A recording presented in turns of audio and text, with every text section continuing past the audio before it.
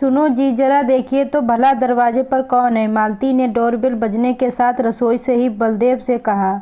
देखता हूँ। और बलदेव दरवाजे पर पहुँच गए।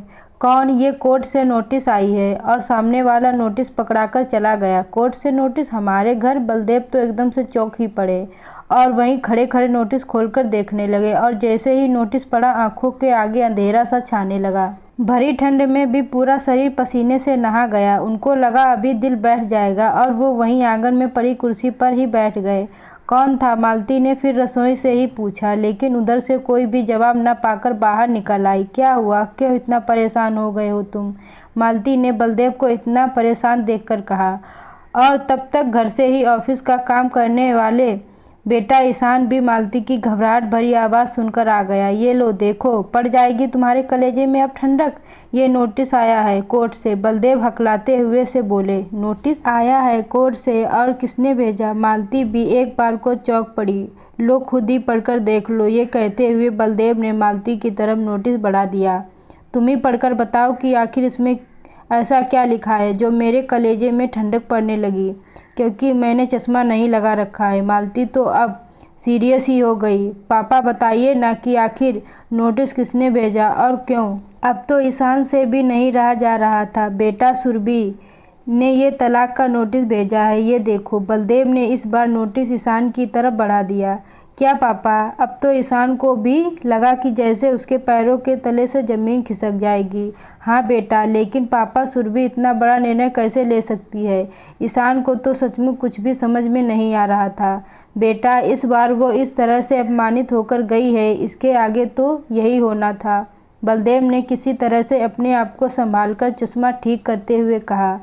ठीक कह रहे हैं पापा आप, लेकिन पापा मुझको ये उम्मीद नहीं थी कि सुरभि इतना बड़ा कदम उठा लेगी। ये कहते कहते ईशान की आंखों में आंसू छलकने लगे। बेटा, औरत को कमज़ोर नहीं समझना चाहिए। और मुझको तो सचमुच ताज्जुब लगता है कि तेरी माँ एक औरत होते हुए भी इस सब के लिए उत्तरदायी है। बलदेव ने हिकारत भरी दृष्टि से मालती की ओर ताका। लेकिन पापा, मैं सुरभि के बिना नहीं जी पाऊंगा। इतना कहकर ईशान आंखों में आंसू लिए अपने कमरे में वापस चला गया। मैं कह रहा हूँ ना कि अब तुम्हारे कलेजे में ठंडक पड़ गई होगी ना। तुमको बेटे की हालत दिखाई पड़ रही है या नहीं? जब से इस बार सुरभि इस घर से गई है, इसका हंसना मुस्कुराना सब जैसे समाप्त हो गया है। यहाँ तक कि खाना भी वो अपने कमरे में ही बैठकर खा लेता है। पता नहीं खाता भी है या फेंक देता है। तुम भले उसकी हालत देखना नहीं चाह रही, लेकिन मुझसे उसके दिल का दर्द छुपा नहीं। बलदेव सचमुच बहुत नाराज़ नज़र आ रहे थे। अब उसमें भी मेरी ही गलती निकाल दो। तुमको सुरभि की तो जैसे कोई गलती दिखाई ही नहीं पड़ती।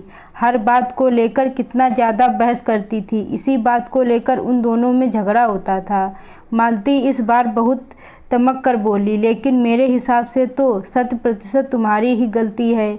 अब जब बेटी पराए घर से ब्याह कर इस घर में आई है तो थोड़ी बहुत गलतियां तो होती ही रहती हैं। लेकिन जैसे कि ईशान ऑफिस से वापस आता था, तुम उसकी दिन भर की बातों को नमक मिर्च लगा लगा कर बताती थी।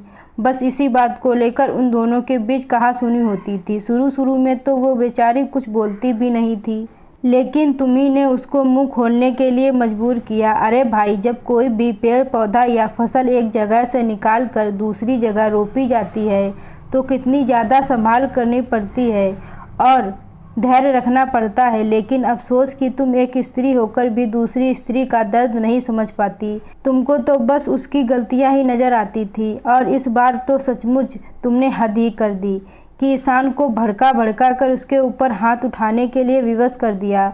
ये तो कहो मैंने आगे बढ़कर ईशान का हाथ पकड़ लिया, वरना अनर्थ ही हो जाता। बताओ भला कि कोई लड़की इतने अपमान के बाद इस घर में रुकेगी? ज़रा सोचकर बताओ कि कभी मैंने तुम्हारे ऊपर भूले से एक बार भी हाथ उठाया हो? फिर तुमने ईशान को क्यों नहीं फटकार कर उसे हाथ उठाने के लिए मना किया? मेरे हिसाब से बहुत अच्छा किया सुरभि ने। अब बैठकर ढपली बजाओ तुम माँ बेटे। जब सारे जात बिरादरी में हम लोगों की बदनामी होगी और हम लोग किसी से नज़रें भी नहीं मिला पाएंगे। बलदेव ने अपनी आंखों में आए हुए आंसुओं को पोंछते हुए कहा। 1 मिनट गलती मुझसे हुई है तो सुलझाऊंगी भी मैं। शायद मैंने बहुत बड़ी गलती की है। इसका प्रायश्चित तो मुझको करना ही होगा। मैं बहुत ज़्यादा कुटिल हो गई थी। सुरभि को लेकर। उसको हर पल नीचा दिखाना चाहा, लेकिन अब नहीं। आप गाड़ी निकालिए, हम लोग अभी के अभी सुरभि के पास चलते हैं। मालती अब तो बहुत ज़्यादा पछताते हुए बोली, मैं तो बिल्कुल भी नहीं जाऊंगा, क्योंकि तुमने पहले कभी भी मेरा कहना नहीं माना, और जब ये परिस्थिति आ गई तो मेरे कंधे पर बंदूक रखकर चलाना चाह रही हो। क्या पता आज तुम इतना सोच रही हो, कल को फिर अपनी बातों से मुकर जाओगी। जाना है तो ईशान को लेकर जाओ।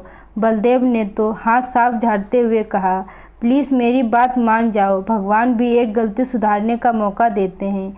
मालती गिड़गिड़ाते हुए बोली, एक गलती नहीं कई गलतियाँ। बलदेव से फिर बोले, अच्छा कई गलतियाँ सही, लेकिन आखिरी बार मेरा साथ दे दो, फिर अगर गलती करूं तो जो चाहे वो सज़ा दे देना। शायद मालती बहुत ज़्यादा पश्चाताप की आग में जल रही थी, क्योंकि महसूस तो वो भी ईशान की हालत को देखकर रही थी। ठीक है, आखिर बार वो भी तुम्हारे लिए नहीं, अपने बेटे के लिए, क्योंकि उसकी हालत मुझसे देखी नहीं जा रही। बलदेव सचमुच बेटे की हालत देखकर दुखित नजर आ रहे थे। ठीक है, और थोड़ी ही देर बाद वो लोग सुरभि के पास पहुंच गए। दरवाज़ा खोला सुरभि की मम्मी ने। समधन जी, हम लोग सुरभि को लेने के लिए आए हैं। मालती ने हाथ जोड़कर कहा, देखिए हम इस मामले में आपकी कोई भी मदद नहीं कर सकते हैं। आप लोग बैठिए, मैं सुरभि को यहीं पर भेजती हूँ। इतना कहकर वो अंदर चली गई, और थोड़ी देर में सुरभि उन लोगों के समक्ष थी। सुरभि बेटा, आज तेरे साथ तुझसे कुछ मांगने आई है। मैंने सचमुच तुम्हारे साथ बहुत ज़्यादा जातियाँ की, लेकिन सिर्फ आखिरी बार माफ़ कर दो। तुमको विश्वास दिलाती हूँ कि आइंदा कभी भी मुझसे ऐसी गलती नहीं होगी। मालती तो सुरभि को सामने देखकर एकदम झटके से उठी और उसको पकड़कर रोने को ही हो गई। लेकिन मम्मी जी, मुझको अब उस घर में रहना ही नहीं है, जहाँ मेरी खुद की भावनाओं का कोई सम्मान नहीं। जो गलती मुझसे होती उसका भी दंड मुझको, और जो नहीं होती उसका भी दंड मुझको। आपने मुझको समझ क्या रखा है, एक लाचार बहू। आप वो ज़माने बीत गए मम्मी जी, जब बहुएं रो रोकर अपनी ज़िंदगी ससुराल में काट लेती थी। सुरभि ने बेबाकी से अपनी बात रखी।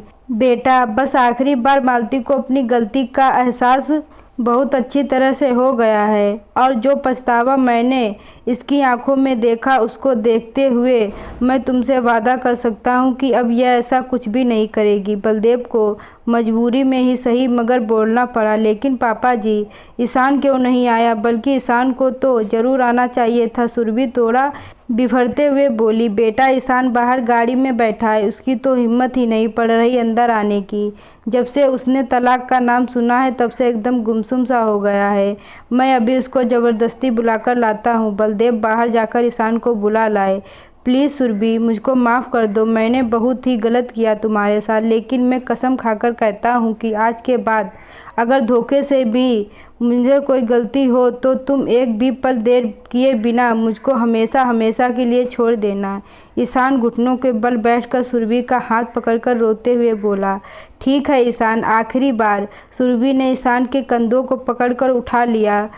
ईशान तो सुरभि के गले लगकर फूट फूट कर रो पड़ा, क्योंकि वो सुरभि को बहुत ज़्यादा प्यार करता था। लेकिन मालती की लगा बुझाई से तंग आकर सुरभि से झगड़ा पड़ता था। अब बहू, अपने घर चलो और अपना केस वापस ले लो।